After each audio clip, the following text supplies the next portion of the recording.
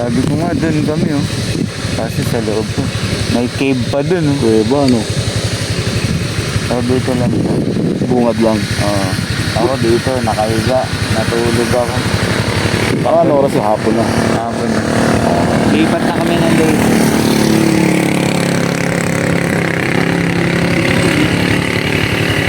Ano, nagkit ka? Hindi na. Gurami oh.